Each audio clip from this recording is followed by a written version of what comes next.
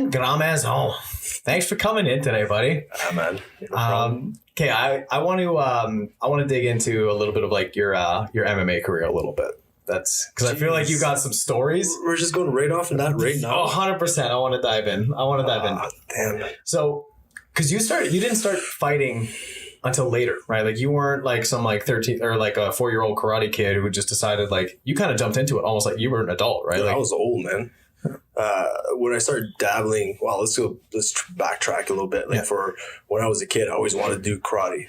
You know, grew up on a farm, farm kid, working hard, I was strong. I'm like, I want to do karate. Let's go back even further than that. I was getting into fights in school and stuff like that. There's the only black kid around the whole the area where I lived, right? So I got picked on a lot for just being brown. And, I was never a kid that freaking backed down for anything. Yeah. Although I was very timid and very, very, very laid back. Like, I was passive as hell. So I'd take, and then I'd fight, but I was like an animal. So I'm like, man, I don't want to be like an animal. You know what I mean? I want to be like this berserker dude. You know what I mean?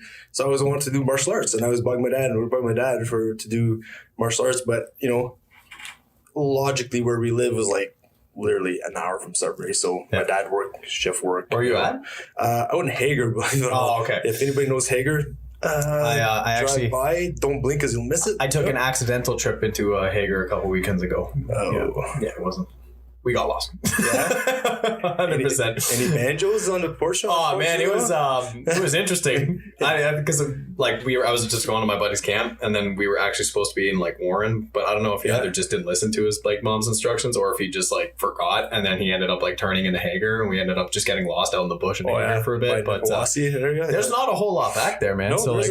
No, there's no. I think there's a couple lakes back there. And I'm not gonna lie, I didn't see any brown people, dude. See what I mean? You were a rare breed back then. See what I mean? 100%. It's been a long time since I've been there, and so anyway, my dad just thought we couldn't do it. My dad just kind of played it off, and I always wanted to do martial arts. And then when we finally moved to Sudbury when I was 14 years old, a couple of years later, I kept bugging, never happened. So when I turned like early 20s, I was looking for martial arts teacher. I found a couple of teachers that taught me pretty much non-traditional martial arts. It was kind of like the guy's own creation type of thing, which was pretty cool in a way. Yeah.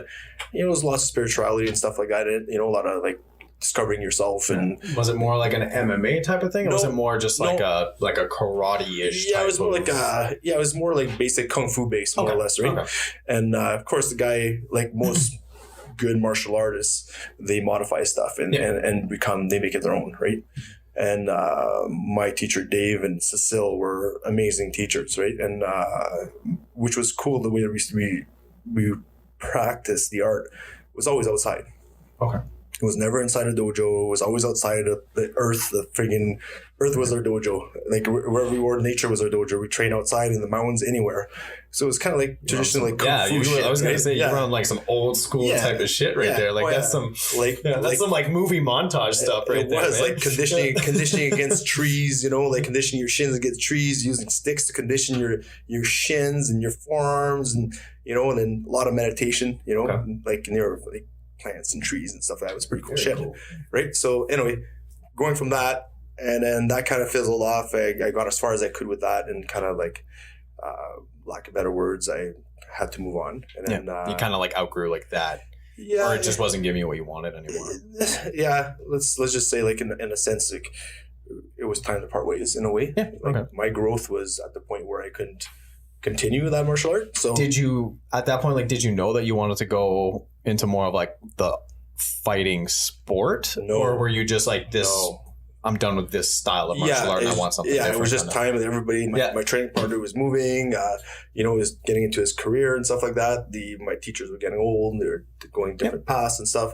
So it was time for us to part ways as friends and just keep moving on to different things. So then I started searching for another club.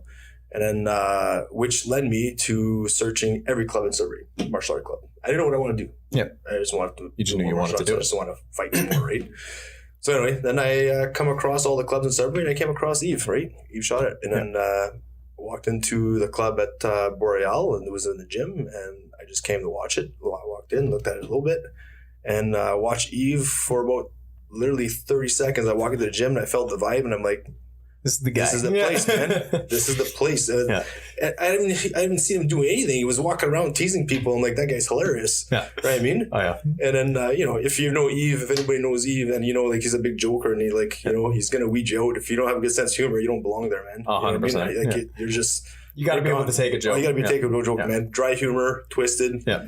Fucked up. It was awesome. Yeah, it was awesome. This is awesome. Oh, yeah. So at the end of the day, it was I walked in and I got the vibe of the room, and I'm like, I think I found my place. I found this is my home, right? And you were like early 20s still. Yeah, I was young, right? Still young, right? So anyway, met Eve, started training with him, talked to him.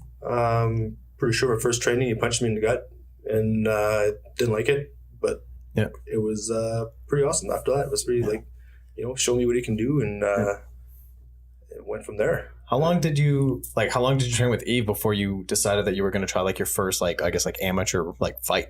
Yeah, an actual fight. Because a lot of people train and they train for the fun of it, and they like the technique, and you kind of build that camaraderie with that crew. You got your group of guys that you guys all become buddies and spar with, but it takes a certain kind of person to make that leap into wanting to actually have a match. When did that happen for you? It wasn't really a or did plan. He just throw you into it? No. It wasn't really a planned thing. I think it just developed. Okay. We trained together. Don't get me wrong, I'm horrible with dates, numbers, and okay. You got punched in the head a lot, dude. It's my excuse for everything.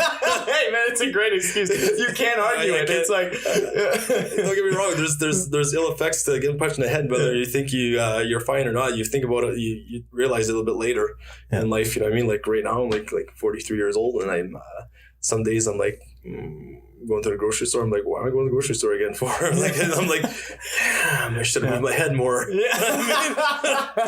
Gotta get that head movement. Man, I never moved my head. I was like a human punching bag, man. I taking shots to the face, didn't care, right? So anyway, we'll get back to that, but so dates and stuff I'm horrible at, but I would think probably 2 to 3 years with Eve, maybe something like that. So you definitely got some experience under your belt before you jumped into it. Yeah, for sure. And it didn't really happen we're in the gym, it's he's a martial arts teacher, he's an MMA teacher. It wasn't really like that, We always talked about doing Sambo, how he did Sambo, learned Sambo, how he taught us Sambo. I really love doing leg locks. Doing Sambo was always so much fun. He's a really aggressive wrestling with leg locks, and then a lot of throws, so a lot of judo aspect to the Sambo. It was just a perfect fit for my body type, my mentality and muscle style. I love to be strong and just muscle through shit. Get that that kid's farm strength coming in just to toss people over your hips. And to me, it's an ego thing. You just fight through, beat some guys. You think a guy's stronger than you, and you're like, you get him in the air, you throw him, you submit him. It's so good, right? It's so good. And Eve was so smooth, right? And not an extremely big guy. Mm-hmm. Because he's not much bigger than I am. I'm not exactly like a high measurement of it, but he's not a large dude. No, he's very deceiving, right? Love Eve to death. 100%. But if you ever met him in the street, you'd be like, yeah, right. And the guy would mess you up. Oh, yeah, 100%. Right? 100% mess you up. You know what I mean? And you're like, shit. He surprised me huge the first time he grabbed me and threw me. And I'm like, that's fucking awesome. Right? It's instant respect when a guy of that size can throw a guy your size over. Absolutely. And like you said, he does it so easily. It's and he'll chirp you while he's doing it. Throw you in the air and he's chirping you the whole way down. Yeah, I'll tell you another story about a guy, man, that threw me in. I was so shocked. Unreal, man. His name was Dan. He was a judo guy. We'll come back to that guy in a bit if you want, man. Yeah, I'm down. Oh shit, I'm pretty sure I told you that story, but anyway, could be. So back to Eve, it's just one of those guys that just laughed while he's doing stuff and giggled, and if he embarrassed you and you got offended, who cares? He didn't give a shit. So, and we had the same sense of humor and the same mentality, so it was tit for tat. It was he threw me, and I'd been embarrassed, supposed to be the strong guy, tough guy, and so I thought, and again thrown around like a rag doll by an older dude. He's not that much older. He's not very much older than me. He's just a couple years older than me. But his nickname is Yoda, right? Yeah, like Yoda, man. He's all the good. He's got the wisdom too. Got the ears, and he's throwing you around this guy, non-seemingly non-aggressive looking guy, just manhandling me. It was very humbling, right? Yeah. Great instructor. Became a really good friend. I even ended up living at his house in his basement, his apartment downstairs, you know, like for a long time. Yeah. So then, you know, we trained together there at the club, at the college, and we moved from the college to his house. We converted his garage, his backyard, into a gym. And that's when shit got real. That's when you guys were just, every day was fight day. Yeah, shit got real. Because like I remember like when we were talked about it before, like you guys, like when you practiced, like you weren't sparring and drilling. You were fighting. It was a bloodbath. Yeah, like you were fighting. Yeah, it was like. But that was just the way you guys. That's did the way it. we trained. Yeah. It was had nothing to do with you know, ego and oh my god, like we're the toughest guys around. Mm-hmm. It's just, man, when we train. Like if I was gonna hit you, there's no touch sparring. Yeah. I'm hitting you, man. Like I'm hitting you hard. You know what I mean? And there was no ill feelings towards it. It was like, I'm training you to be tougher. You're training me to be tougher. Yeah. And it just became real bloody all the time. Mostly my blood. Because I bleed like you a didn't bitch. Move your head, man. I bleed like a bitch, man. Like my nose bleeds all the time. You just like touch my nose. It. Oh, yeah, it bleeds. And you know, people are like, oh my god, you're bleeding. I'm like, I don't care. I keep coming, right? Yeah. If you don't mind, I don't mind, right? Yeah. So, but you know, back to like how this happened. The story is like me, Eve, how we decided to be do MMA. Take that next step. Next step. I'm pretty sure we were still at Boreal at the time. The fights were on one night. We go to Gilmore's, which is Gilmore's now. I forget what it was called back then. The bar on Notre Dame, and we're watching the fights. You know, it's supposed to be a hype card. I don't even remember who was fighting. It's probably around the time Crosscheck was still fighting, area like that. And again, horrible with dates, and our memories like shit. It was shit before I even started fighting. Right? So, you know, never really took, you know. Memories, like that kind of stuff doesn't really. Yeah. I'm not really stuck on that stuff, right? But anyway, we're watching these fights, and I'm like, man, like I don't understand why these guys are not fighting so hard, right? He looks at me and goes, "What do you mean?" He goes, "Like this is shit. Like they're UFC fighters. Yeah. Why are they dancing around? They should just be banging and just throwing caution to the wind and like entertaining." Yeah. He's like, "That doesn't look very hard to me." He was, I could fight harder than that, more or less. Those words, right? And he looks at me and goes, yeah? He goes, would you ever consider doing that? I'm like, fuck yeah, I'd love to do that shit. He looks at me and goes, really? I'm like, yeah. He goes, I've always wanted to train somebody. I'm like, yeah? He goes, yeah. I'm like, let's do it. He goes, for real? I'm like, yeah, let's fucking do it.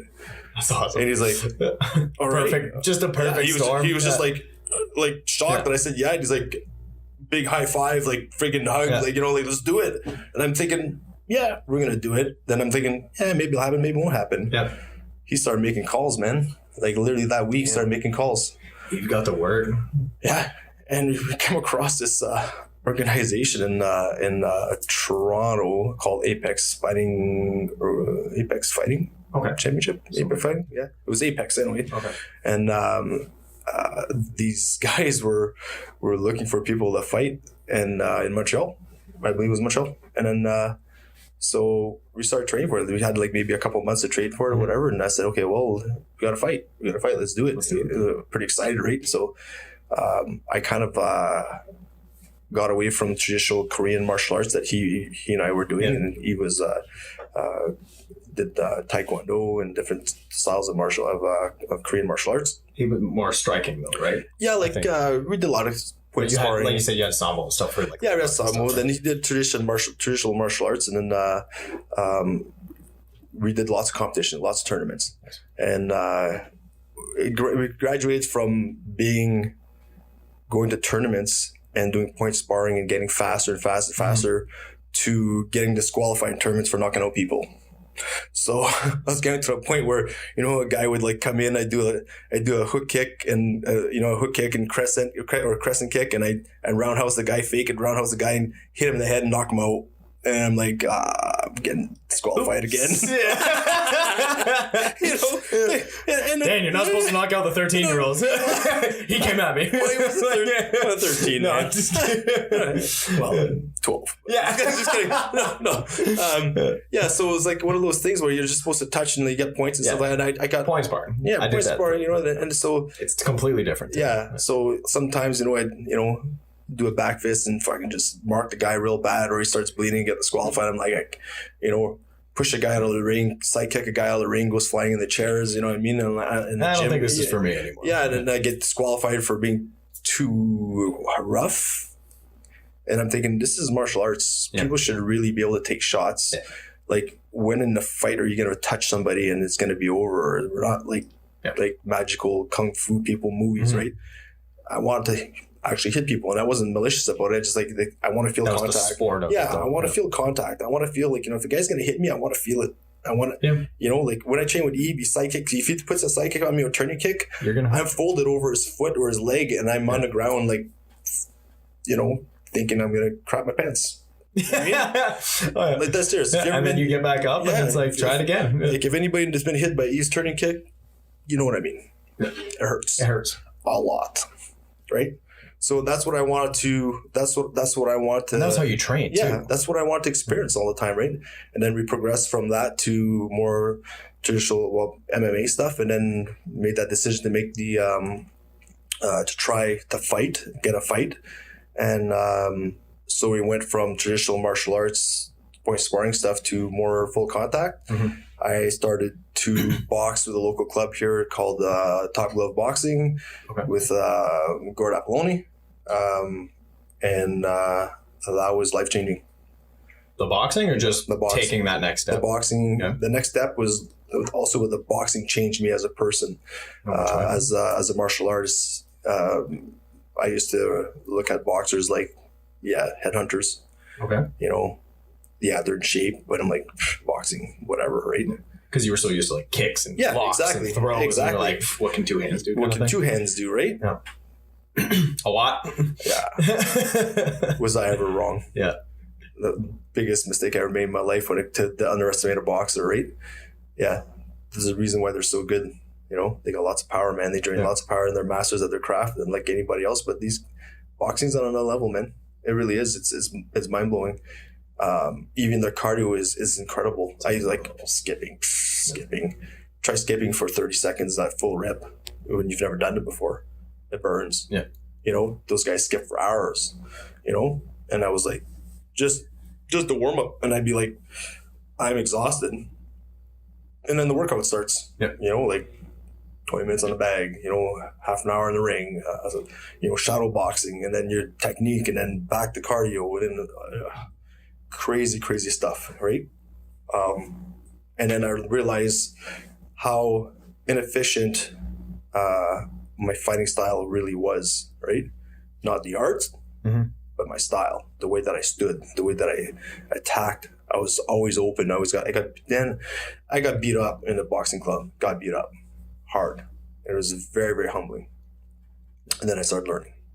But I think that's such a common thing with anyone in like martial arts. And it's just like, with any sport, but with martial arts, I think it's even more exaggerated because of like the risk and like the injury is like, you learn real quick that you're not good. Yeah. You know what I mean? Like you could play soccer and you could kind of run up and down the field and like maybe touch the ball a couple times, but you can still kind of convince yourself that you're a decent soccer player. Yeah, for sure. But it's like, if you try to do that in a boxing ring, or you switch to like kickboxing or like Muay Thai or like BJJ, and you try a style that you haven't done before, you get humbled so fast by those guys. Like you realize you're not in the same league. Yeah, like when they say if you can fake it until you make it. Yeah, does not apply to fighting. Does not. Yeah. sorry, guys. Sorry, guys. Doesn't apply. Does not apply. Not even close. Never will. Not gonna happen. You can be the toughest guy if you think you're the toughest guy until you get punched in the mouth. Do you think that's like part of like that process of just kind of constantly being humbled? Do you think that's part of like why it changed you so much as a person? I believe so. Huge ego. Yeah.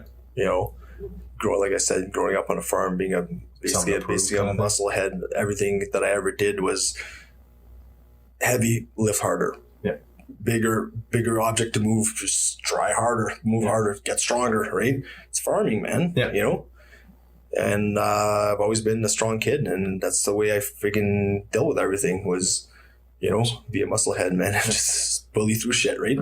You can't do that with speed. You can't do that with talent. You can't do that with a guy that's got skill. Yeah. The guy will fuck you up, man. Yeah. And real quick. So get to a box club, I find guys smaller than you beat me up. Can't even touch them. Fast as lightning. Yeah. And I'm like, well, they're so small, they shouldn't hurt. Yeah, maybe they don't have power, but they got speed, man. Speed kills. The precision, the timing. Powers and speed. You got speed, man. Everything hurts. Like it's by the one punch I can throw, maybe two, they'll throw 6 to 7 punches. Like it's insane how fast human beings can get. Yeah. And these are just guys from Sudbury. You know what I mean? So imagine on a pro level. So I remember like, I forget his name right there. I believe it's Andre. I believe his last name was Peltier. Guy I went to school with, small dude. You know what I mean? That guy just about knocked me on my feet every time we got in the ring with him. But I totally underestimated the guy, Amazing, amazing boxer. You would never think this guy was a boxer if you ever met him in the street, ever. The guy would clean you. Like, the guy is so good. And then, Justin Bonham, tall guy, 7 foot. I'm going to get this wrong, but he's probably 7'2" or 6'8", 7'2", so he's super long. That's some reach on that. Yeah, he's huge.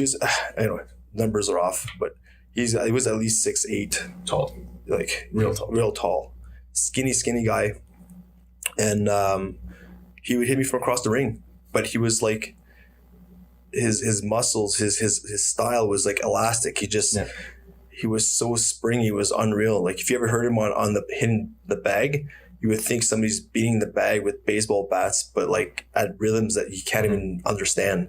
You would hear, like, if you close your eyes and turn your head away from it, all you hear is on the bag. You're like, what is going on?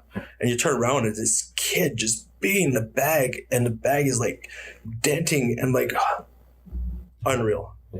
And there was another guy, Justin, smaller than you, man. I can't remember his last name.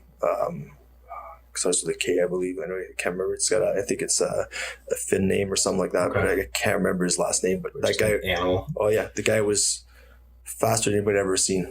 And this was all still just at the boxing club? It's just at the Sudbury Boxing Club. I came at a time where there was like such talent in that club, where I had a variety of different styles of fighters that I can train with. You know what I mean? And like sizes and sizes. Right? I fought with my friend Chris LaFive, and like is crazy, big giant, like jack guy, like probably 260, jack solid, And I don't know what he weighs now, but he's still training. You know what I mean? He trains at Troop and stuff like that. And the guy's a beast, but he's like over 240 pounds. I don't know what he weighs right now. He looks massive. Yeah. But he freaking hits like he's like a lightweight. Just so quick. He's lightning. Yeah. You know what I mean? Like, Chris's like left hook is like getting hit by anybody's right leg. It's retarded fighting with this guy. Yeah. Funny stories is we be in the club, we're warming up and stuff, and you're supposed to be, just working with your partner, kind of shadow boxing and stuff, Next thing you know, me and Chris are just wailing on each other. Probably smiling and laughing about it too. Yeah. We love to train together, exchange. I hated getting hit by him, but it was also a great challenge. And then it felt great when you hit him. Yeah, try to anyway. Yeah. So we were just shadow boxing, and next thing you know, me and him were like exchanging punches. We're still supposed to be shadow boxing, but like, and here I am, of course, bleeding all over the floor again. And Gord's like, what the fuck? He goes, I said shadow boxing. We look at each other, we look at Gordon, we're like, we are shadow boxing. That's the full on blood match. Oh yeah, he's like, you guys are crazy. He says, we're good. He's like, my floor. You know what I mean? Like, oh, it's so funny, man. It was great. And me and Chris are just laughing, right? You're just curious, if you ever met Chris, he's got this gap tooth and this thing, and he laughs like a big red. I call him Big Red. Big Red. Okay. I always call him Big Red. Well, I don't know if he still remembers I call him that, but I used to call him that all the time. And big laugh, like, from the heart. You know what I mean? Yeah. Just a gentle giant, but man, the guy can hurt you, man. He's such a good fighter. It's so weird because when I met you through the clinic, because I think you were coming in probably to see Andre or maybe getting a massage or something like that next door, and like, you hear stories about like, oh, Dan, like Grandmaison, like he was this big fighter, and then it was just like, it's not like how you were just such a beast, and I'd hear stories about how it was like you'd like hit the bag and it was just like people were like stunned. They'd like hear you hit a like, kick like a heavy bag, and it was like they didn't want to come near you. And then I meet you and you're just like the nicest, sweetest dude. You're coming in with like hugs and you're just laughing and you're having a good old time. And I'm like, this guy murders people? Like, I was like, I didn't buy it. Not that I didn't buy it. Like, I believed it because I was like, you had the frame and you had the confidence. And I was like, and then I saw you hit a bag and I was like, oh, you could fuck shit up. But it was just like, it was such a weird contrast because it's like, you hear all these stories and you have this image in your head of like what this like fighter is supposed to look like. And then I meet you and I'm like, this guy's a sweetheart. Yeah. Total sweetheart. But it's like, it's weird how that happens a lot with, I think, with fighters where there's that total contrast. Like, do you think was that just like an outlet for you, or was it just that it was like, because I've heard you talk about how it's like a switch, right? Where it's just like you were you, and then it's like when it was time to fight, it was like, it was a different person. Boom, different person. Right. And the thing is, for me, is like, it's almost like it's in the background. It's never like it comes out and I can't control it. Mm-hmm. Somewhat. I mean, it's happened where I couldn't control it. But I mean, as how to really explain it? I'm a very competitive person. Okay. When it comes to sports, physically, I love to compete. Today I like to compete physically. It's something that I need to do. And yes, of course, there were guys who have ego and all that crap, right? But when it came to fighting, it was almost like there is a warrior in me that needs to come out. Mm-hmm. I don't know if it's like, is it like, does it feel like it's a primal kind of thing that kicks in, or is it more of just like this like kind of side of you that you just feel like needed to be fed? Yeah, I think it's a bit of both. Okay. I think there is a primal aspect to it. Like, you can't like stop thinking. You just actually, when I got to a point with training, and I give huge shout out and huge like respect and acknowledgement to Killer for this, Rick Gallivan, because beauty. Like, if it wasn't for him to get me in the level of shape and the fitness that I was in, I don't think that what we're talking about right now about how that other person or that other element of my personality would never have come out because of him. I was so fit and so calm that I could have control myself and not ever get too tired. You know what I mean? Yeah. He had me in this place, in him and Eve, of course, between the combination between the two, right? Strength and cardio. A place where you can almost balance the two inside and feel like, okay, yes, that primal place has to come out. Yes, that warrior has to come out. Yet you're still somewhat in control. And you could almost like pick and choose when it would come out. And sometimes it would last a split second and sometimes it was a full 5-minute round. Yeah. There's times where I remember being in the ring and being super calm, entering the ring, not even freaking scared of anything. And when it's time to go, you touch glove, boom, that person comes out. She's right there. Yeah. You know, it was like on command though. On command, right? And yeah, sometimes you were successful, sometimes you weren't. Yeah. But you know what I mean? Like that, I was never really scared to step in the ring. Yeah. My first fight, I was extremely nervous. It was foreign. I had to cut weight. I cut a huge amount of weight. If I'm not mistaken, my first fight, I must have cut like over 30 pounds the first time. And how long? Like a couple weeks? No, like overnight. I'm not that smart. Yeah. Did not plan that far ahead, eh? No. I figured, of course I dieted. I dieted real good. I got under, I'm normally at the time when I was really fit and got my fat level, my fat content down, my body fat levels down. I'd be walking around either 200, when I first started, around 200 to 198, somewhere around there. Okay.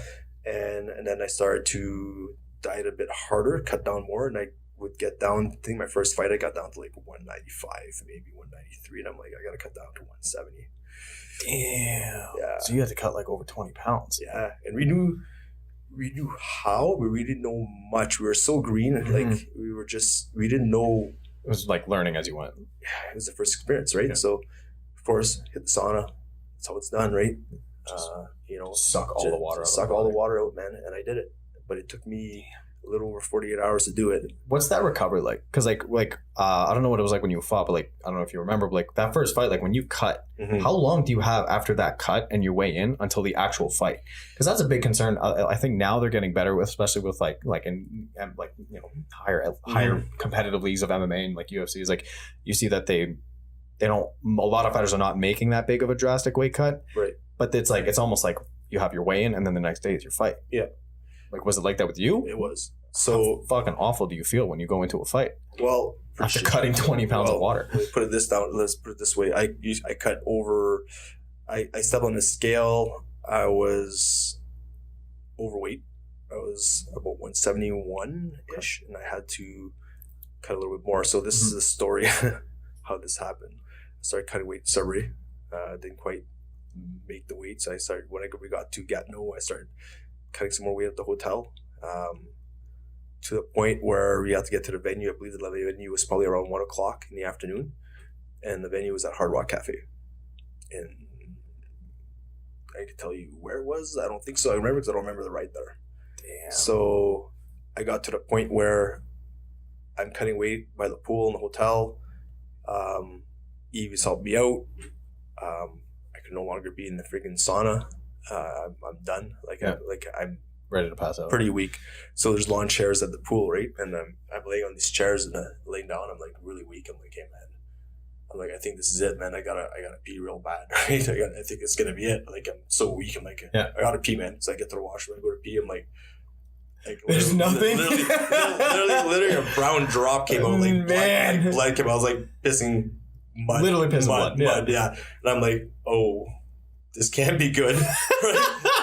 So, I got no doctor, Eve, but I'm gonna go ahead and assume that this isn't supposed to be this color. I assume that this is not good, and to like one drop to feel like your bladder was full. That's pretty bad, man. Damn. So like your whole body feels like if your mouth was eating like 7 soda crackers at the same time, which is everywhere, just nothing left in your system, just was dry as all hell. I was bad, man, so bad. So then.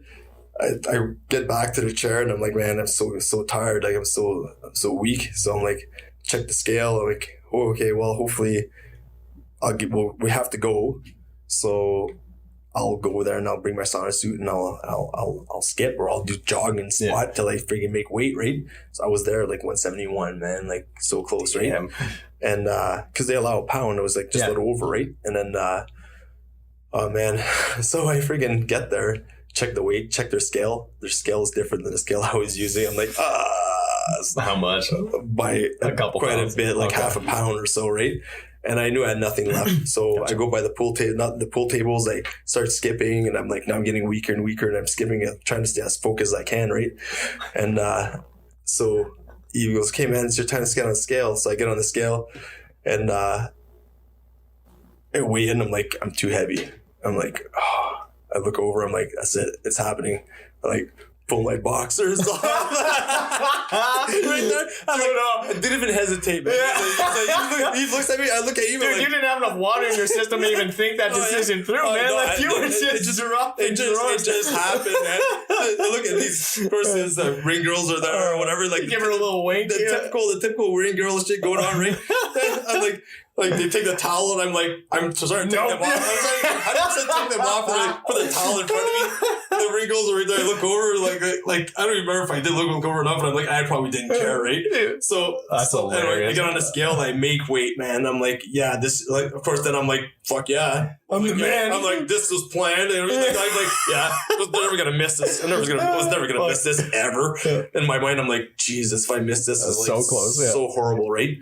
So anyway, so long story short, I freaking actually the story's not gonna be short. So keep going, man. I'm all ears. I'm down for anyway, this. so then of course, I can put my gitch back on, whatever, and I'm like, yeah, okay. So Eve goes, okay, man, stand in for your opponent. I'm like, why isn't he gonna weigh in? He's like, he did weigh in. I'm like, what are you talking about? He goes, where is he? He goes, he's right in front of you. I'm like, what are you talking about? I was so messed, dude. He was standing literally in front of me where you are, and I could not see him. Holy shit. That's how messed up I was. You have no water left to blink, man. Your eyes were just dried. I was... That's insane. Like, I could not see him. So the ride to the venue, I left the hotel. I remember so you weigh in... And then right from the weigh-in, you had to go to the venue? No. So this went back. Sorry. Okay. Sorry. Let me rephrase that. Yeah. So from the hotel to the weigh-in venue, which was at like the Hard Rock Cafe. Yeah. I believe it's like a 30 to 40 minute ride. You don't remember shit. I don't remember anything. You know how you see in movies where they show like they forward like a time lapse. Yeah. You see like the cars all blurry and like everything. That's how the ride was. Damn. I remember leaning back in my seat, putting my feet on the dash because my legs hurt so bad. That's insane. And I remember just a blur going there. That's all I remember. Yeah. I don't remember anything else. I don't remember like any sights whatsoever. He's like, hey, we're here. Like, oh, how do we get here? I don't remember. I was in a zone, man, just like out of it, right? Yeah. So anyway. Do the whole way in. And then this happens and then I started laughing, right? And so after you start putting water back on and stuff like that, the commission wants to talk to you and they're like, listen, man, they're like, you got to come and sign your contract. I'm like, contract for what?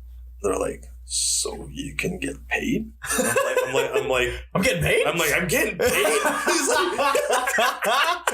oh, he's like, you guys just went in head first. Yeah. You didn't even check. You were literally just doing it for the sport. Like, you were literally just committed to like. That's what I told the commission guy. I'm like, dude, that's awesome. He goes, how much you get paid? It was like $400. He goes, dude, I was doing this for free. He's like, $400. That's awesome. He looks at me and goes, you're fucking crazy. I think that is crazy because it's like if you told somebody, hey man, like if you lose 23 pounds in the next like week or 2 weeks or however long you have, which probably wasn't very long because you probably didn't plan from what you're saying, you didn't plan very far ahead. No. Like if you told someone, I'll give you $400 to lose 23 pounds. Negative.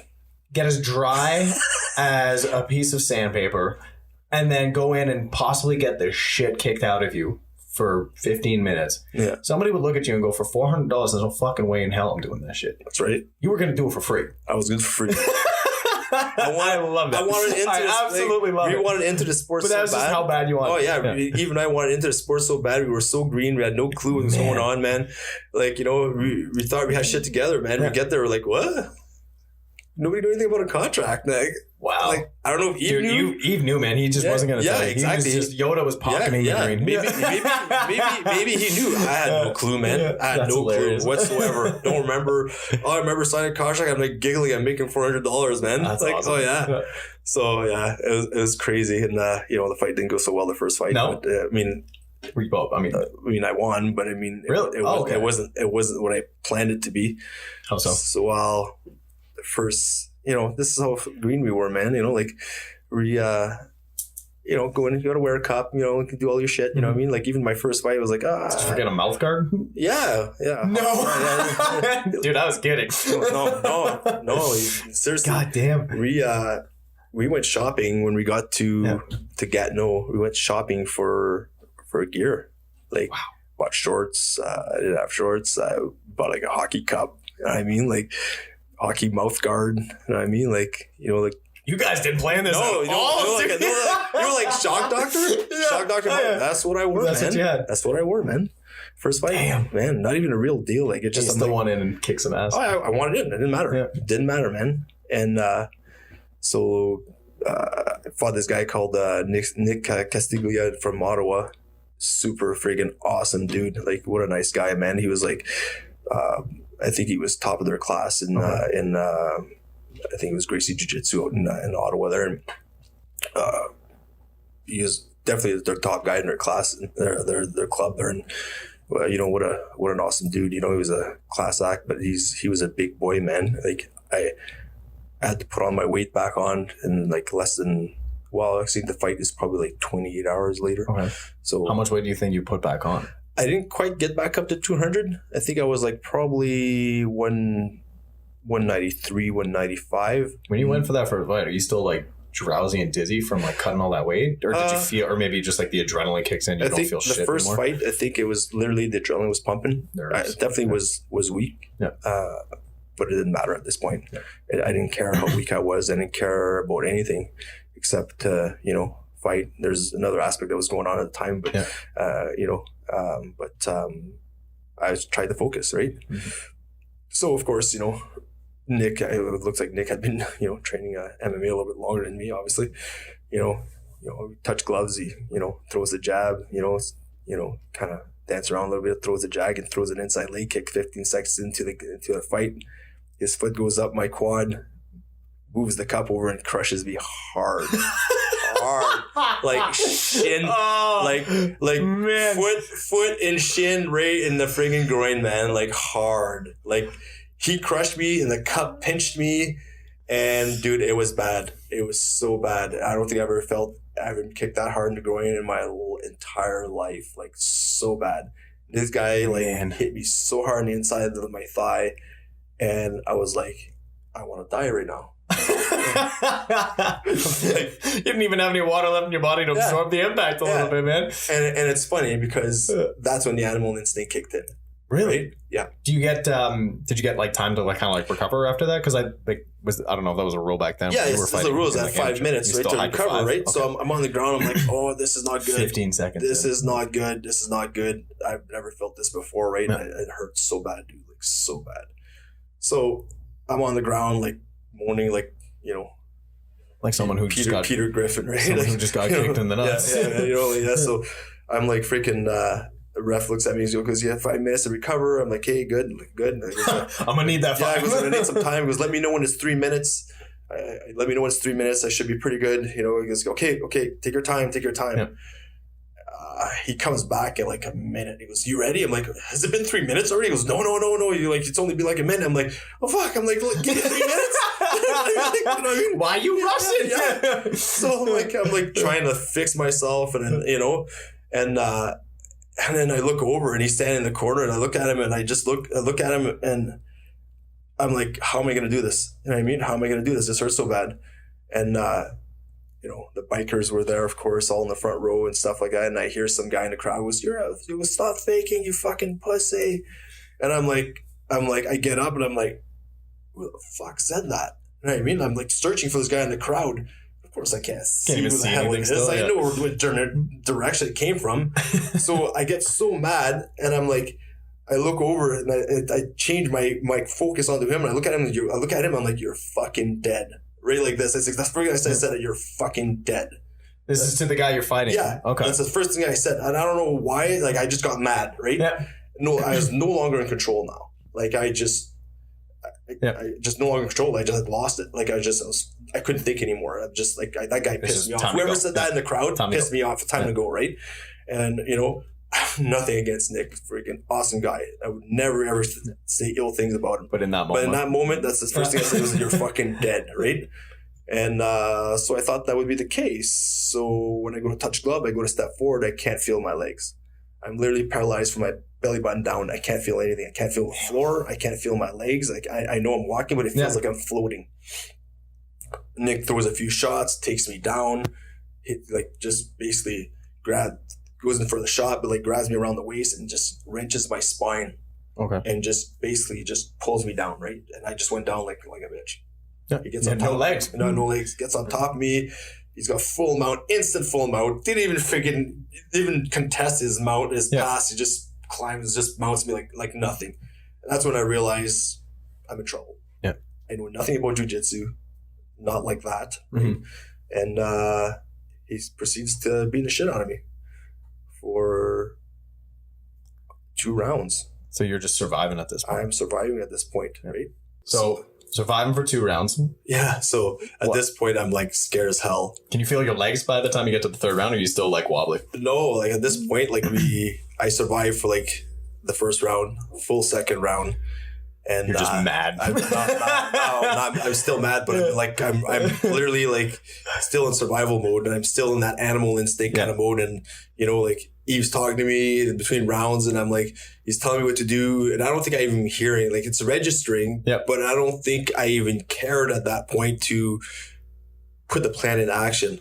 I mean, I knew I had to. Mm-hmm. I always listened to what he said, but to feel this guy's strength and his technique, I'm I am. Did you just feel like he was just a better fighter at that point, or that maybe you got caught and now you're just let's be honest.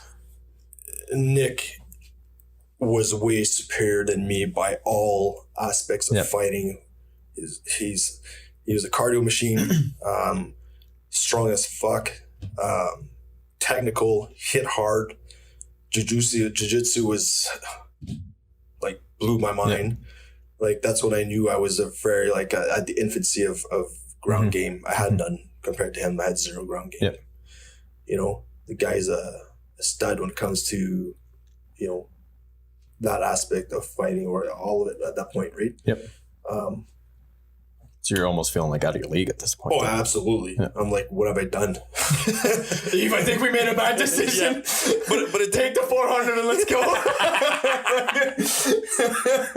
but it didn't matter at this point, right? Especially after all this work, it's like, why, like you can't quit almost, right? Like, so shit happened before the fight, right? Like I didn't want my girlfriend at the time is my ex now, but I didn't want her to come to the fight. And was this because you were just like nervous about getting beat? No, you just didn't want her to see you like that? No, I just wanted to focus on my shit. Okay, right? Just nervous. Yeah, I just wanted to focus. And she decided she wanted to come, she wanted to be part of it. I'm like, okay, let's come.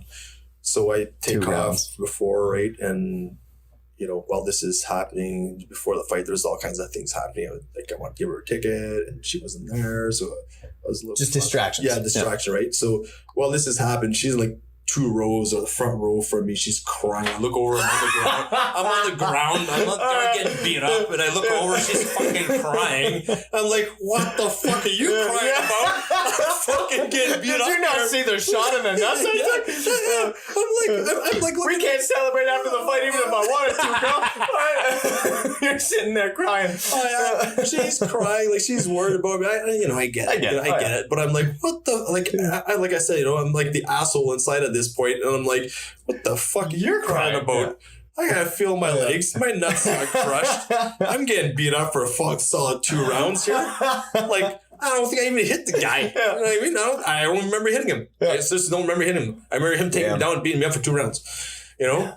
3rd round comes, like, so again, I'm listening to Eve on Mountains and see him watching my girlfriend cry. I'm like, what the fuck? I'm like, this is a wonderful day. Man. It's a fantastic day. You know, again, like, ego just demolished. Just fantastic goddamn day. Yeah. And like, best day of my life.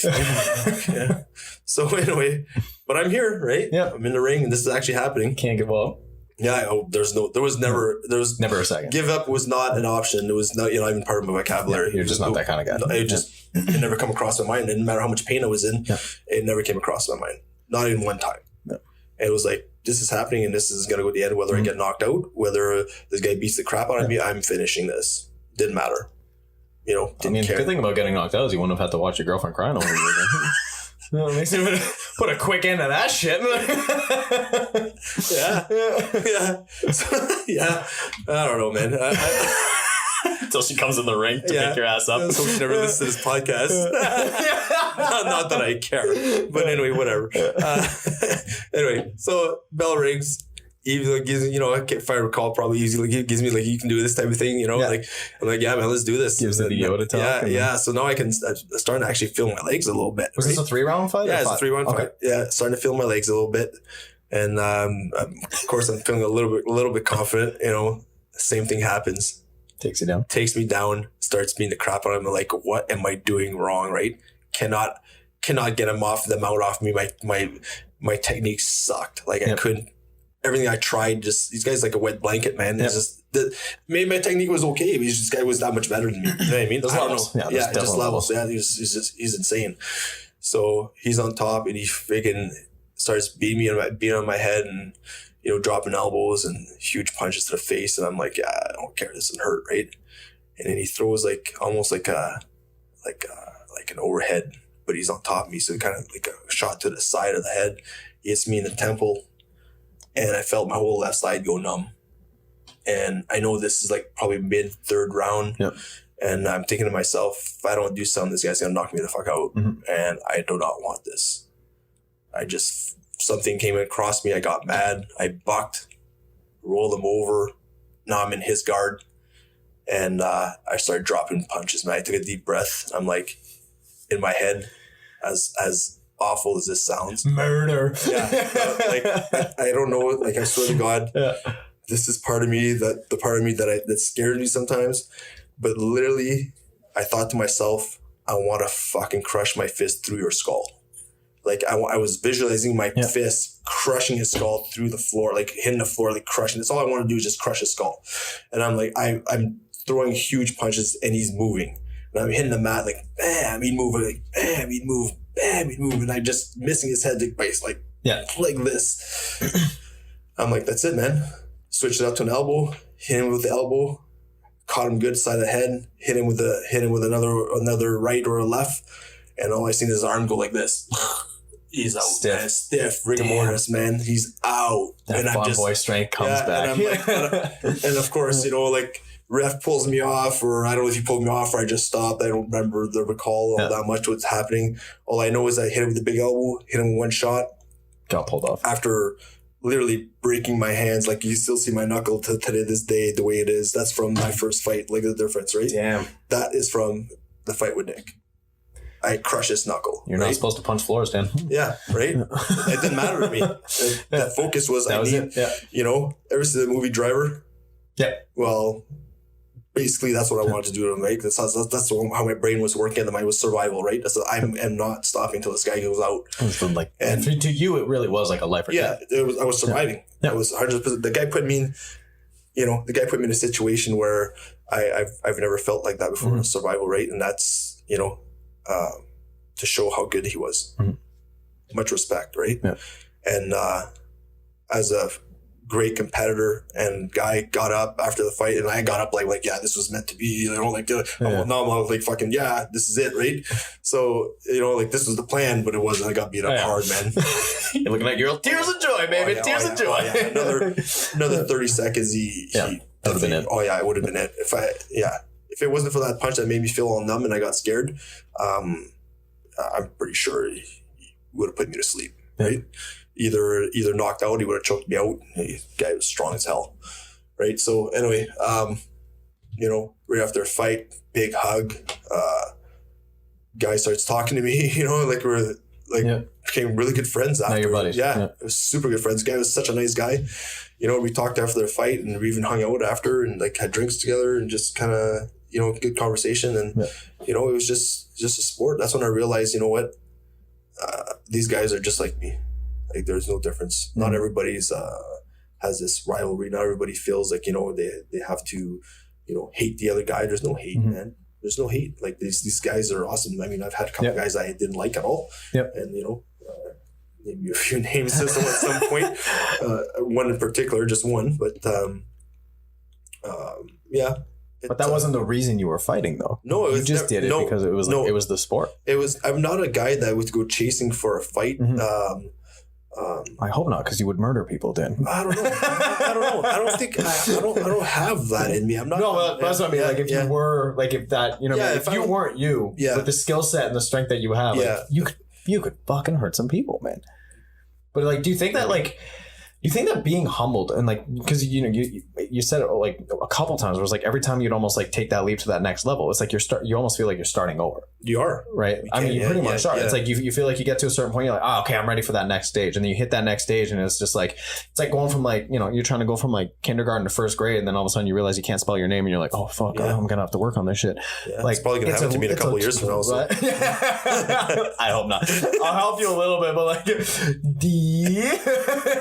just remember the first three letters, man. I like red crayons. Yeah. He's just chewing on them and shit. God, get the scented ones again. But do you think that element of like just kind of constantly being humbled, do you think that's also why you didn't go out looking for shit? It's because you knew and you understand, like, not only are you able to hurt someone, but you also understand what it feels like to get hurt. Oh, yeah. You know what it's like to beat the fuck out of you. For sure, yeah, man. I think it's... And you don't like doing that to other people. No, even growing up, I fought lots as a kid and stuff like that. Like, just defending myself, from, whatever. And then, when I got bigger and stronger, I would never back down from a fight, but it's because I knew I could handle myself. But it was never because I was also a very sensitive kid. Yeah. Like I was super emotional, I'm still an emotional guy. You know what I mean? Like I wear my heart on my sleeve, man. That's just me. That's who I am. Yeah. You know what I mean? But back then, man, I would like know what I can do and not want to do it. And I'd bawl. Think about like you're like a freaking 13-year-old kid, a big farm kid, and you're strong as hell. And you know you can hurt somebody, but you just don't want to do it. So you start fucking crying, right? You're just crying as you beat the shit out of people. No, I didn't want to do this. No, but I wouldn't actually get into fights. Like, you know what I mean? Like, you didn't want to. The only time I ever got into fights when I would bottle shit up, and then all of a sudden I would snap and turn into a little animal type of thing and not remember what shit happened. Like those emotions would just go. Yeah, they would take over. And then I'd be scared because I'm beating up people that are not supposed to be being beat up. You know what I mean? Like innocent bystanders go by and like think the guy's trying to attack me. I want to fight them too, you know, and I don't remember this shit, right? So I didn't like that about me growing up. Like I thought for sure I was like out of control. Like I couldn't control my emotions, right? So that's when, you know, my teenage years was like a huge path in trying to control my own emotions and not get into a situation. So in high school, when I got into high school, moved to Sudbury and started going to the French school, Heritage. I used to be in Middle Lake. Anybody that knew me knew that I was the guy that would either break up fights, or if somebody tried to test me or push me, I would walk away. Never was good with words. I'm one of those guys that we like, you know, try to talk trash or say something back, and I sound like I was like special ed case. Like I just can't emotionally, verbally fight back. I just say nothing, and just gonna be like, kids, man, I'm not doing this, and I'm gonna walk away, right? So I was always the guy that, you know, either stopped my friends from fighting, broke up fights in high school, try to get people to get along, right? And I didn't like fighting. I didn't, you know, I was afraid to hurt people, right? Because I knew my temper, right? And as a kid, and so it was like that was like almost like a side of you, like you always had that side, but you were almost like scared of it. I actually was, because if I black out, and I did black out, you know, like that, adrenaline hits or the emotions hit, and it's just like everything goes black. At 16 years old, I was, and then like it took for you to almost have to go through all of that training, like you said, to kind of like tame that side. Right? Like, so my first martial arts teachers, they helped me through that. I did a lot of growth there, and then I met Eve, of course, and that helped everything else too, right? So, you know, like, so that's, you know, the time that really scared me one time was street fight. I was gone to basketball camp, was dating this little Italian girl. And fucking Italians. Anyway, and we had broken up. I was gone to basketball camp, and she went to some party. Some guy got up on her, and you know, she didn't want what was going on, and he slapped her, right? Like some pop dude, right? And when I got back, I found this out, and she used to work at the Dairy Queen, and in the mall used to be a little kiosk there in the middle of the mall by the food court, and she used to work at a little Dairy Queen there, and I went there to see her, and I asked her if it was true, and she's like, yeah, but don't do anything, it's fine, you know. I said, no, this won't fly, man. So it took me like 3 days to hunt this guy down, man, and no names, but damn. Yeah, so one day I come back in the mall, and you know, I'm talking to her, and I look over, and he's walking through the mall. I'm like, and my couple guys are with me. I'm like, yeah, I'll be right back. Right? Oh man, that's the last thing. Yo, like I've seen you at the mall before, and it's like, hey, big hugs. If I saw you at the mall and I just saw your beady eyes staring me down, going, I'm gonna murder you, I would run so fast out of that mall. The worst places in front of me. Man, it'd be a store called Cole's Bookstore. I just kind of basically confronted him there and pushed him into a bookshelf, and then, you know, was enough to proceed him to come step outside, right? And like, come on, let's do this, right? So we're walking towards the back entrance by the food court entrance by, you know, the back end of the mall, and he's chirping, big mouth, right? And so we get outside, and I just like, you know, start pushing him. He pushes me back, type of deal, you know. He punches me, and I start laughing, right? And I'm like seriously? I'm like, so I've been hit harder by girls, you know what I mean? So you hadn't even trained at this point yet, right? You were still a teenager. This is like just teenage shit, right? So talk about like my point where I had started taking care of controlling my anger. Okay. And then this happened, and this was what really, really scared me. And this is when I had to do some really, really big growth on controlling your own demons. Yeah, my own, that blackness inside, you know what I mean? That dark side, right? And so he throws a kick, I grab the kick, and I just laid into him. He just smashed his nose, man. And he's falling back. As he's falling back, I'm just beating on him. I grab him, I flip him to the side, and I start kneeing him to the side. And apparently the guys, I don't remember this, but apparently I picked it like, just like rage. Basically holding him horizontally in the air. That's how strong I was at the time. I just laying knees into him. And the people said that were there, they said they've never heard bones break like that before. Like never heard those kind of noises. And I don't remember. Damn. I got on top of him, and I remember pulling his hair and punching him and letting go of his hair and letting his head hit the cement. And that's all I wanted to do over and over again, pulling his head up and hitting him, letting his head bounce off the cement, pull it up, bounce off the cement. I wanted to hurt this guy bad. Yeah. That's all I can think of was hurt this guy so bad for what he did to her. And then the last one, I'm like, I pull him up as high as I could, and I just want to finish him. That's how fucking angry I was. And I am not proud of that at all, because that was like pure anger. Like, that was like really dark, man. Yeah. And then I felt these, as I go to hit him for my last punch, and I don't know who this guy is, but I thank him for being there at the right time, because he probably saved my life, like the path of my life. Yeah. This guy scared the shit out of me. So think about it, I'm a 16-year-old kid, probably 195, 4 or 5%, big boy. 4 or 5% body fat.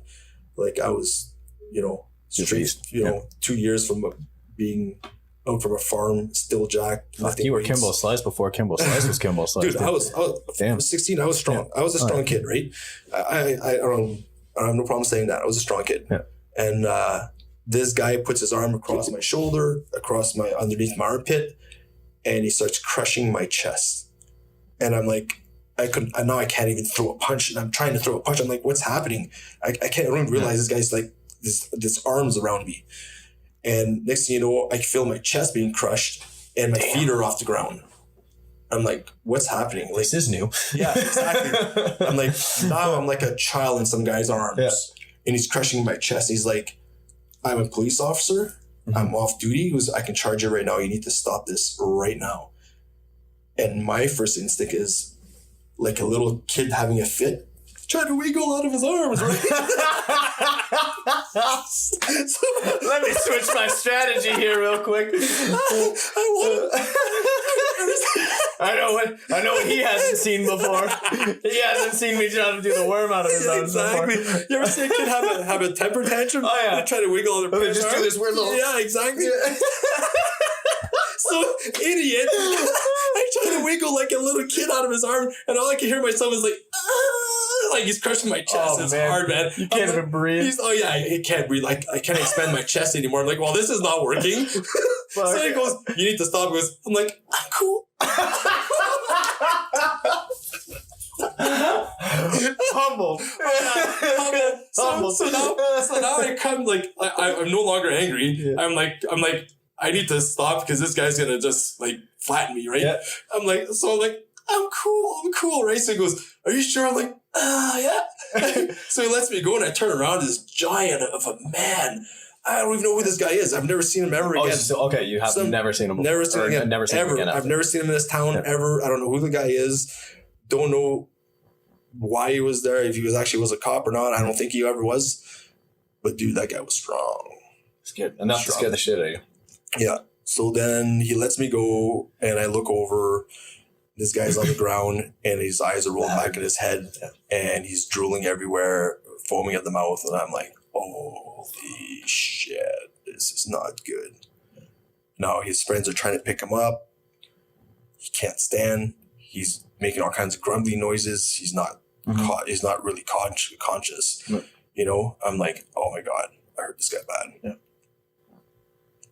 I panicked. I fucking sprinted home, man. I ran all the way up, fucking bear down, man. Just sprinted home. I was so scared, man. I heard like the hospital, the ambulance had to come pick him up. He was in the hospital for a couple of days, concussion, bad, and then shit happened. A few legal things happened, and I had to, basically try to explain myself, right? Yeah. So, my parents don't even know about that, right? So that's one of those things that's, it was. That changed me right there. That's when I said, I never want to street fight ever again. Yeah. And but for $400, yeah, for $400, I'll do anything. It's not a lot. I wouldn't do it for $400. Actually, I was doing it for free, so yeah, you know what I mean? Yeah, exactly. Yeah. So that's my story about like how that changed me as a person, like the dark side, or trying to control myself, and the growth I did with just regular traditional martial arts, stepping into real martial arts, and that first fight and how I felt was an aspect of that helped me survive, right? Yeah. So that fight, it's so crazy. Like, I mean, I think especially for guys or boys, like, especially if you get like if anyone who's been bullied, You know what I mean? Like I think everyone's been bullied. Like, I mean, fuck, I was like 4'5" until I was in like grade 12. Like people bullied me. You know what I mean? Like 4'5". it wasn't like, I mean, it was fuck you, man. I'm like 5. I'm like 4'6" at least. All right. But like, it's tough, man. Like it's like I started working out because I was tired of being the short kid. Yeah. Like, luckily I wasn't bald yet, because then I would have really taken a dark path. But like, can you imagine the short bald kid in grade 9? But like, I started training. Like, that's what motivated me to start training. I was just like, well, if I can't be taller, I'll jump higher. Like that like that's what got me into it. Yeah. But it's like, it's crazy. I was like, you could have such a like, I mean, you know, for me, it wasn't necessarily like a dark side, but it's like you get so fed up of being like feeling like shit about yourself. Yeah. And then you let this kind of like, especially like for you more than obviously for me, you know, I just wanted to like, I just wanted to touch rim, dude. That's it. I just wanted to, for sure. Yeah. You know what I mean? But like you wanted to fucking hurt people. But like it was just this like darkness, and like it's almost like once you can kind of like accept that it's there, you can kind of start to work on it. But like it almost seems like you know, I know people that are still almost like afraid to admit that side is there. You're right. And it's like if you can never accept that it's there, it's you won't be able to move forward. You're going to be stuck in that like if I was still that little kid who was just like angry at the world because I was too short to play basketball, like fuck, man, like yeah, it'd be a sad world. Yeah, it'd be a sad world. And like for you too, right? Like if you were still that 16-year-old who was just like angry or like scared to admit that you were capable of doing some really fucking horrible bad things, man. Yeah. Like, you know, like I was never a fighter. And I think like for me, luckily, I think like I was in karate when I was young, but I did it for shits and giggles, man. You know what I mean? Like I watched Karate Kid and my parents were like, that'll look cool. Let's put him in a little karate. And I liked it. Like I was active. I was being fit. It was like, you know what I mean? I could be like, I was small, but I was strong for my size. You know, I could like stay fit, stay healthy. But like, it was I never really enjoyed the fighting aspect of it. I just liked practicing shit. I was like, oh, this is fun. We're gonna play with sticks today. Oh, we're gonna do katas today. I was like, oh, that's fun. Like, that's cool. I get to learn something new. And that stuff's fun. That was it. Yeah. So like, but I think because of that, from a young age, I learned, getting punched kind of fucking sucks. Yeah. I never wanted to fight because I was like, I don't like this. I don't like getting punched in the face. But it's like, if you don't have that, like for you, like you didn't have that up until, or you didn't have like, necessarily maybe like that appreciation for like the actual martial art of it, of like really taking a hit. You have this darkness that kind of pushes you until you, like you said, you fucking snap. Yeah. But it's a dangerous path if you can't do anything about it. Or if you can't at least admit that it's there and accept that it's like, that's a part of you, man. You know, like, it's a part of everybody. Yeah. People don't try admit to deny it, right? Yeah, they don't exactly. They fear. Mm-hmm. I mean, maybe went a little left side on this, but they fear what they're capable of 100%, on the dark end of it. But we're all animals in a way, right? We all have that. It's a survival thing. You have to be able to control it still. It's there. Use it as a tool. It is a tool. It's like your goodness. There's no better motivation than staying alive. Yeah. Yeah. It's a tool, man. You know, you have to use it when you can. And to be able to turn it on and off at will. It's a dangerous skill. It's for amazing. Like a good danger. You know, like that you can get get shit done. And there's a point in my life where I was able to do that. Mm-hmm. Turn it on and off anytime I want to. Yeah. You know what I mean? Because I know, like now, like one of the reasons because I know you haven't trained in a while. Yeah, but like one of the reasons I know for a while, like when we talked about it, like because like I always wanted to just like I was like, oh, let's just spar for fun, and you're like, I can't do for fun. I don't do fighting for fun. That's right. You're either like I do it or I don't. And if I'm gonna do it, I'm fucking doing it. I'm going all in. And I think maybe today, depending on what the level of sparring we did, I could probably spar. I mean, after your stories, Dan, like I don't know if I want to do this anymore. Like I'm starting to rethink my decision to ask you to fucking play fight here. Okay. You know, like, I'm starting to think maybe I was a wrong decision. I don't know, man. We'll see. I'm slow now, and I'm soft, and everything hurts. So it's just aim for the joints. Yeah. It hurts, right? But like you know, even after I took some time off from fighting, and I took like 2-3 years off after I decided to pull the pin on fighting, I stepped away from the club. I needed to. What made you want to stop? I spent a lot of time away from home training. You just had kids at this point. I had kids at this point. I had a little one. I had my oldest one that lived with her mom. She was away from town. She lived up in at the time I think she was back in. No, she was in Kingston for a bit, and then was in Timmins after that. My little one was only a couple years old, and I almost never saw her. So because of timing, right? Because I had to, like when I was working, I had a full-time job. Oh, because you were still working while you were training. When I first started, my first few fights. Yeah, I guess you can't really survive off $400 a fight. Yeah. No, but halfway through my career, I had to work, right? So, Gotcha. So, I'd get up in the morning and go for my run. Kids are in bed. I'd get ready for work. I'd leave before they got going to school, or I'd see them in the morning just before I take off for work. You got lucky. If I got lucky, right? Or I'd see them for like half an hour. I'd go to work, come back home, throw some food in my mouth, grab my gear, hit the gym. So I'd see my kids for half an hour after school. And, my ex's kids, my own kid, right? And then I train till, we get home till like 10, 11 o'clock at night sometimes, because the club would be finished at like 8:39, I believe the schedule was. But because of this camaraderie, this drive and, the friendships and the family at the gym, it was just like the connection that we had with the gym and that area that I felt comfortable in the gym. That's where I belonged. Yeah, you loved it. Yeah, I loved it. I loved it. just didn't, that ego, that drive, that adrenaline that you get, that it's like a drug. You don't want to leave. You just want more of it.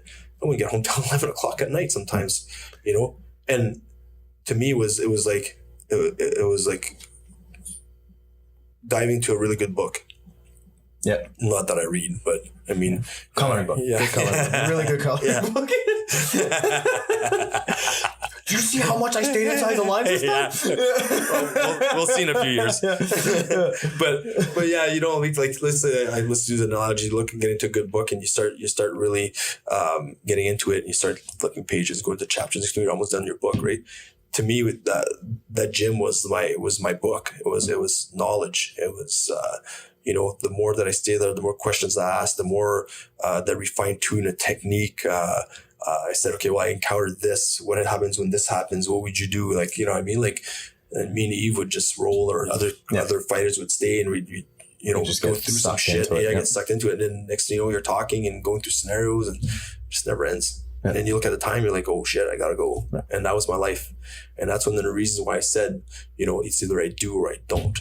So when I went back to the gyms a few years later after quitting fighting, back to the question. Sorry, with saying why did I quit? Yeah.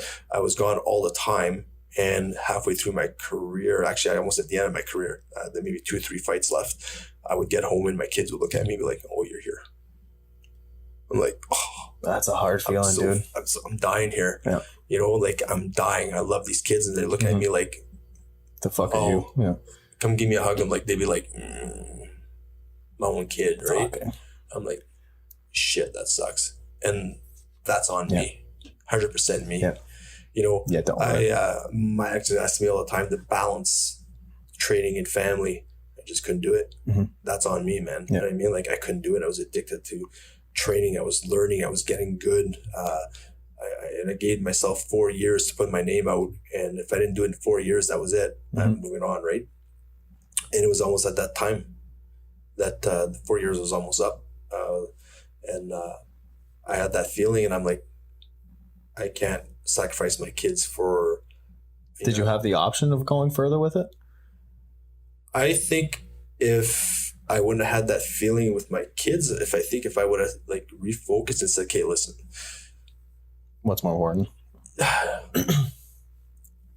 don't want to look back. I don't regret any of this. I love my career. I love what I did, and I never look back with regret. I made that decision because I wanted to do it.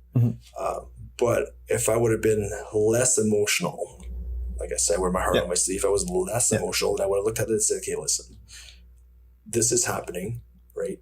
My kids are missing me. There's something missing. My ex is asking me to balance, at the time, my girlfriend is asking me to balance family and training. And I'm such a dick that I didn't want to do it because I'm addicted to this shit. And I just want to have this window, right? I could have said, okay, well, let me stretch the window. Let's look at this logically. Let me stretch this window. Let me take some time off after this fight and spend some time with my family and reconnect. Even if it took like 6 months to a year, I decided not to fight every friggin' 2-3 months. You know what I mean? 4 times a year or whatever, sometimes 5 times a year. You know what I mean? If I decided not to fight that much and take more time to train better and longer and rest, spend time with my family, I would have continued. Yeah. But I'm so emotional and I see my kids act that way, and I'm like, I'm responsible for that. Mm-hmm. You know what I mean? I can't have that happen over some dream that I have, right? Kids are more important. My family's more important. I love my kids more than this goddamn sport, right? Even though this sport was probably the best thing I've ever been good at in my life. Yep. 100%. I've never been good at anything other than that. You got better at being a dad, Dan. Yeah, I did. I did. That is true. I'm a much better dad than I ever was a fighter. At least I think so. See, you got something out of it. At least I hope so. Oh man, but I think that's like that's a. I don't know. I feel like I could kind of relate to that a little bit more now. Like now that I got my little one, but it's like I don't know a lot of people that be able to like follow that dream, let's say, knowing that it's, you know, like that'd be fucking real tough if you go home at night and your kid doesn't even recognize you or doesn't even want to have anything to do with you. It's like, oh, she knew who I was. Oh, she just didn't care. She didn't care. Yeah. You know what I mean? That's even worse. Like, I don't know. I think that would almost be that's worse. Yeah. And I think there's not a lot of people that be able to look at that day in and day out and then not consider being like, all right, well, I think it's time for me to make a change. Yeah, you have to be selfish. 100%. In this sport, like if you want to succeed, I believe you have to have a really good support system. Yeah.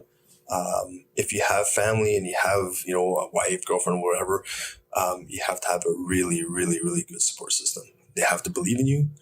They have to be behind you 100%. No questions asked. But you also have to have that balance. And I believe you have to have that balance, and you have to be able to see, you know, the trees, the forest from the trees, right? So, and maybe train a little bit more for longevity instead of just trying to make it and make it as quick as I can. That's right. Maybe my goals were too narrow. Mm-hmm. Maybe my window was too narrow. Too much and too little time. My body out too much, my mind too out, my emotions too much. Looking back on it, most possibly. Yeah. But I made that call. I pulled a pin on it, and I never looked back. Yeah. So it is what it is. I'm very happy what I did. There's lots of stories behind this whole thing. You know what I mean? And you know, I'm happy I am what I am with my children, my kids, and my life. So, but I do miss the art. I do miss the sport. I would love to be able to do it again, even as for sport or conditioning or for the love of the sport and train again. I'd love to give back. I'll fight you, Dan. Yeah. I'll wear one of those inflatable sumo suits, but I'll do it. One of those bubbles, you know? Yeah. You know, I seriously want to give back. Yeah. I'd love to find time to be able to help. It's still your passion, though, club. right? Yeah, for sure. But I fear the draw, right? You know, I went to a couple of years after taking time off, I went to the gym to train, and you know, like an idiot. Like right back in. Oh yeah, like an idiot. I went 100%. Like I never left, right? Injuries. Ego. Yeah. Tore my bicep. Ruptured my bicep throwing the hin pads. You know what I mean? So you see that with Tyson, man. He took time off and he had this like he talked about the same shit for a long time. How he was like, oh, I could never go back to training because like same idea. I have to go all in. Mm-hmm. And then all of a sudden he comes back and he's like what, like 56 or however old he is right now. And he just comes back and he's just an absolute animal. But it's like he dove right back in. Oh, yeah. There was no halfway. He didn't do it for fitness. He didn't do it. He got right back into it and he's a goddamn killer again. Yeah. Oh yeah. I mean, he always was, but it's like he looks fucking great. Oh yeah. He's amazing. And to say that he knows his switch is turned on. He knows what he needs to do. So are you scared that you would have that same thing, like switch turned back on? I think so. Yeah. I think so. I know myself. I know myself, man. When I dive in something, it's you know, both feet, and there's no looking back. Like I'll jump off the cliff just to do what I got to do, man. Do you think that's why you picked up mountain biking so hard? I think so. As like a way to kind of, I think so. Not replace it, but it's like, I don't even want to say distraction, but it's almost like it feeds that animal enough to keep it kind of satisfied for a little bit. Yeah, because I like that adrenaline pump. I love that feeling. I love flying over your handlebars and running into trees. I do that all the time. By the way, I'm not that great at mountain biking either. but I try. Doesn't it suck to love shit you're bad at, man? Oh, yeah. Oh, man, yeah. that's my life story right there. I'm like, I really like this. I'm not very good at it though. No. Oh yeah. I'm always on the edge of just wiping out all the time, just stupidity. Like I think I'm good and I try stuff and I'm like, nah, you know. Like you have a blast doing it. I have a blast doing it. I got injured again. But you dove right in. Like you literally, like what, you tried it once and you were like, I'm in. Sold. Get me a bike. I'm in, yeah. And it's funny because this is the funny thing is I used to ride mountain bikes before I started fighting. And I stopped mountain biking.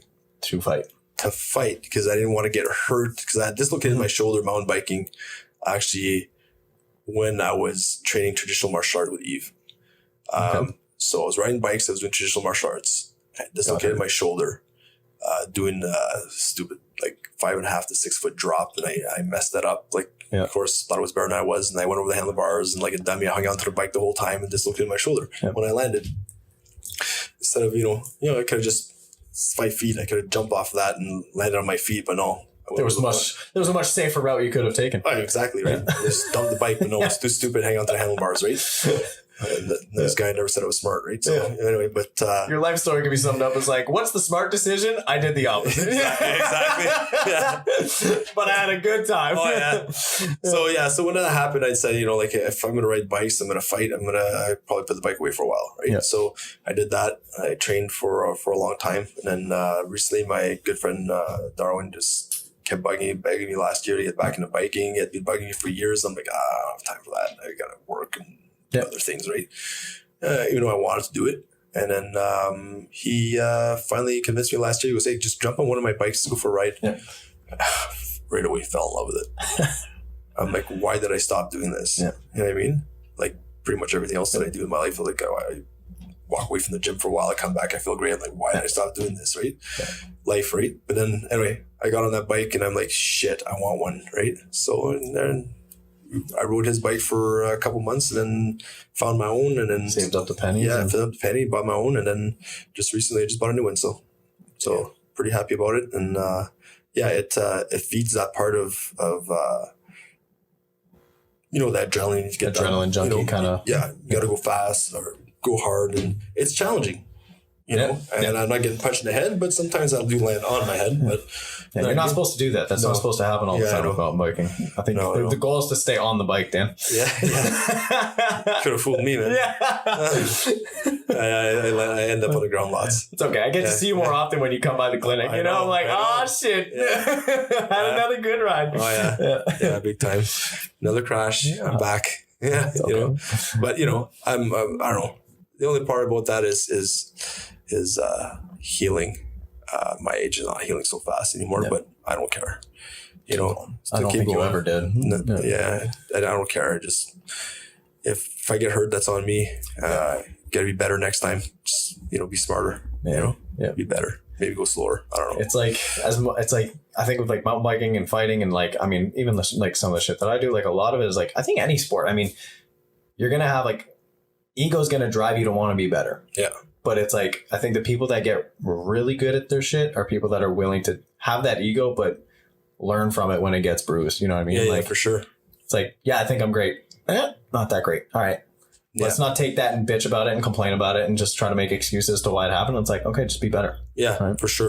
Absolutely. I agree with you 100%. You just like the ones that apparently hurt for a really long time. Well, you've seen the injuries. I have, man. They're all good. Oh, yeah. But anyway, it's like there's other people in town too that did the same sports as me and they're into biking too now. So it's kind of funny how that happens. You know what I mean? It's kind of weird. Everyone just kind of needs that. Yeah. It's tough to go from like that to nothing. Yeah. Right? Without having some kind of mental shift, I think. And it did for a long time. Yeah. And I think that's why when I went back to the gym and I tore my bicep, I there's that part of my life that was missing. I needed that kind of competition. I needed that outlet for training, just for the feel good aspect of training, right? Yeah. And I needed that taste of, striking. I need that taste of that combat thing that I wanted. You're fighting something. Yeah, exactly. I'm training combat. I'm training fighting. I'm training, I still want to be a warrior, right? And going back to the gym is like, it's either on or it's off. And I know myself, if I go to that gym, I'm going to lose track of all time like I did before, and I'm going to be obsessed with it. That's why I stay away from the gym and from those type of gyms. And I know myself. That's a tough decision. It is. It's tough stepping away from something you love. Yeah. And that's the thing, like I'm getting older now. I'm not as flexible as I was like 10 years ago. I feel like if I would go back, I'd be learning again back at white belt. And that's exactly where I would be. You know what I mean? That's okay. Yeah, that's fine. Yeah. You know what I mean? I'm okay with that, right? But these young guys got a lot to prove, man. I'm old. I got nothing to prove, man. You know what I mean? I just want to train, Yeah. So we'll see. I'd like to find some time to go back and train and give back. And a lot of people have helped me along the way. And I'd like to give back to those people, right? And sometimes, maybe not to the people I should have gave back a long time earlier, like, especially with Eve's club and stuff like when he had the club and, he's gone in a different direction now. His kids are older and stuff like that. It's just timing wasn't there for me to go back and give back, right? But and you have to be in the right headspace for it too. Exactly right. Yeah. So, but I think eventually, as long as I give back to the community, the mixed martial art community, or even the, jiu-jitsu community or whatever, just even if I offer myself as a body bag, like a human punching bag, right? I mean, like I don't care. Yeah, man. You know what I mean, like just don't do it for free. Free membership. Yeah. There you go. Shout out to people that got gyms. Yeah. Flying resumes. Yeah. Awesome. Yeah. Fuck, man. I think we're gonna call that for today. I think we're gonna run out of a second battery again. So, oh man, I want to do this again because I know you got 1,000 more stories. Oh yeah, I got lots of stories, so man. We're definitely gonna do this again. And, yeah. I'm excited, man. For sure, man. Thanks Thanks for coming on. Thanks.